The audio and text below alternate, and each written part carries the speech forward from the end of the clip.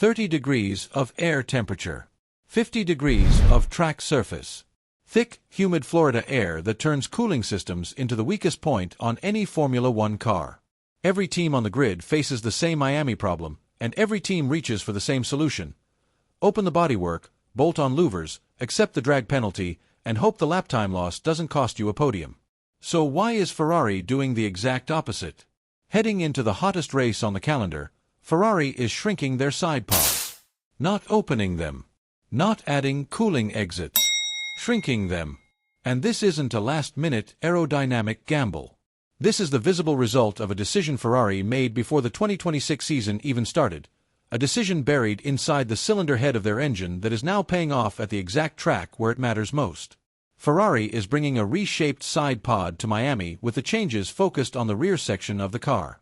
The upgrade also includes new floor parts, reshaped cooling exits, a fully rewritten energy release software, and weight-saving measures, all bundled into one single package.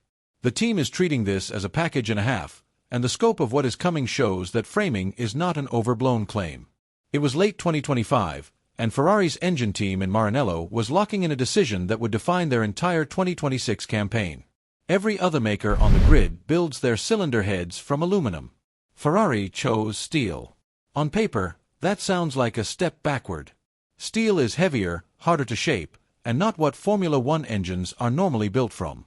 But the physics behind that decision set off a chain reaction that now reaches all the way from the combustion chamber to the shape of the bodywork sitting above it. The key is thermal conductivity, how fast each metal moves heat. Aluminum moves heat at roughly 205 W per meter Kelvin. Steel sits at around 50. That is a 4:1 gap, and it changes everything about how the engine interacts with the cooling system. In an aluminum cylinder head, heat from the burning fuel floods through the metal walls and into the coolant loop almost immediately. The coolant heats up fast, the radiators work harder, bigger radiators force wider side pods, and wider side pods create more drag. Ferrari's steel head flips that math. Because steel moves heat so much more slowly, less of it escapes through the cylinder walls. More of it stays in the hot gases where it does useful work pushing the piston down. The coolant loop runs cooler, the radiators can be smaller, and the bodywork can be pulled tighter against the car.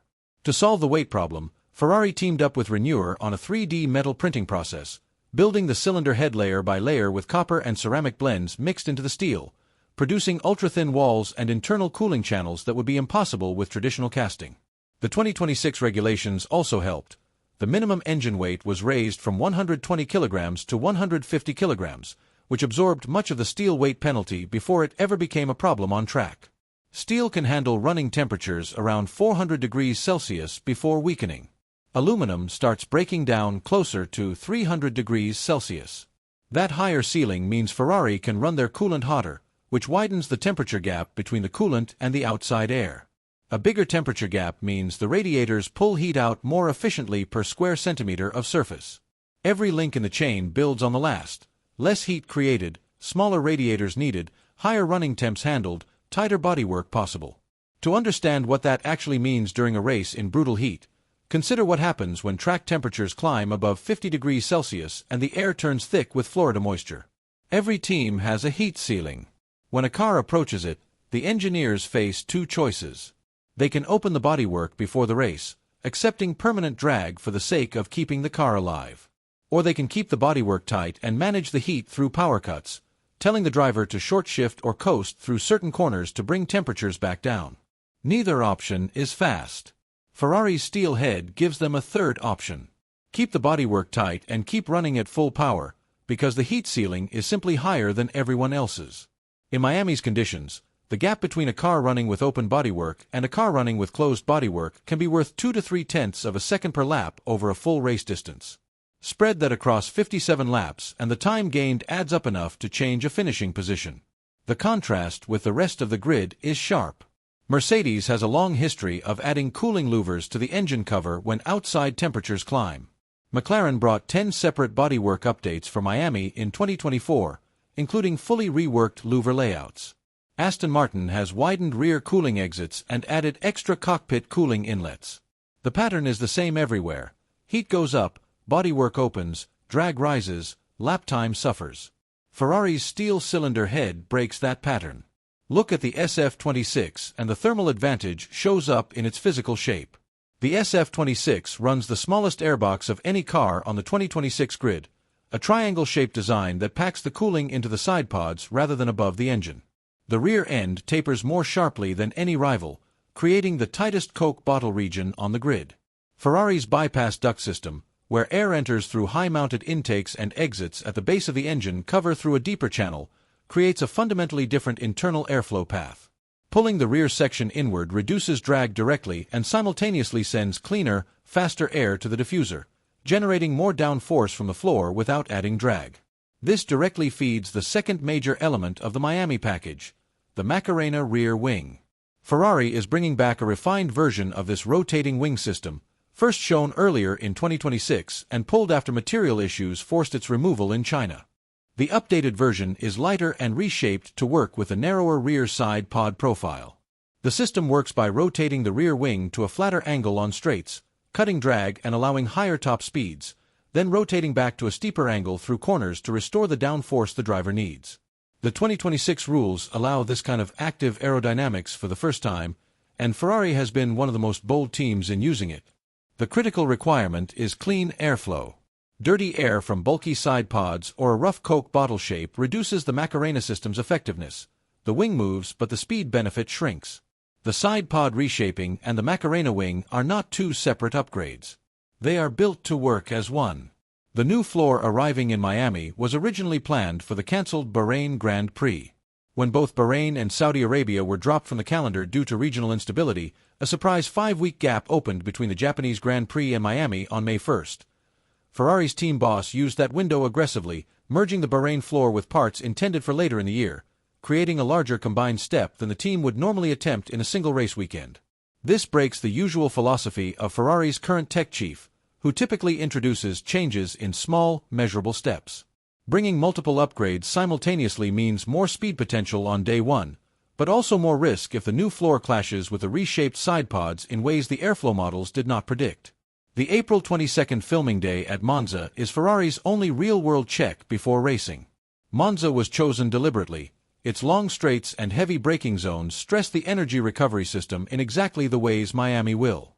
While the aerodynamic work has dominated the headlines, the software side of Ferrari's Miami package carries equal weight for race day performance. Both Charles Leclerc and Lewis Hamilton have been hit by what engineers call super clipping this season, a problem where the car's energy system forces sharp drops in electric power output to stay within its energy budget. The driver floors the throttle and the car simply does not push forward the way it did 3 corners earlier, because the battery is guarding itself rather than delivering power. At Suzuka, Hamilton lost over a second to the Mercedes cars on the back straight alone during a key stint, not because the Ferrari lacked straight-line speed, but because the energy system had already exhausted its electric allocation and was cutting power to recharge. The loss is forced by software, not physics, and there is nothing the driver can do about it in the moment. Ferrari's reworked software for Miami targets electric charge handling, charging plans, and how stored energy is distributed across a lap. The goal is a smooth, even power curve, steady electric assistance throughout the entire lap rather than bursts followed by sudden drops. If the software performs at Monza on April 22nd, it should perform anywhere. Mercedes has won all 3 races of 2026, and their car has been getting faster at each round. Kimi Antonelli leads the Drivers' Championship on 72 points, with George Russell on 63. Leclerc sits third on 49 points.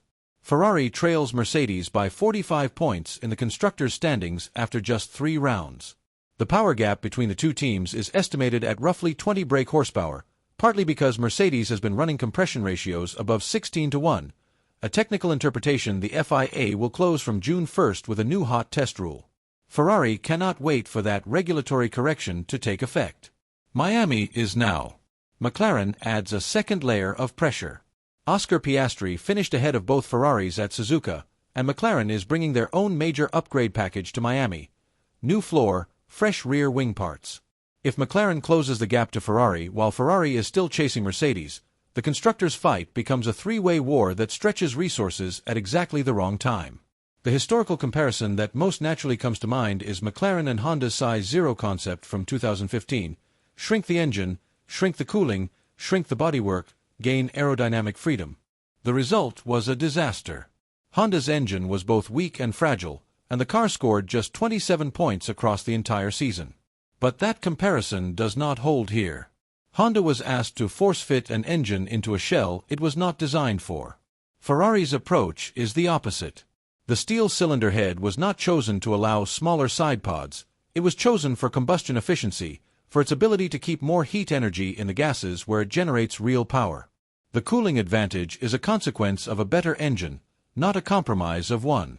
That is the difference between a genuine design philosophy and a forced trade-off. The team that needs to cool least has the most freedom to build the fastest car. That freedom does not appear equally at every race on the calendar. It appears most at exactly the races where rising air temperature forces every other team to choose between keeping the engine alive and keeping the car fast. Miami is exactly that kind of race. And for the first time this season, Ferrari will arrive with a car built to use that gap.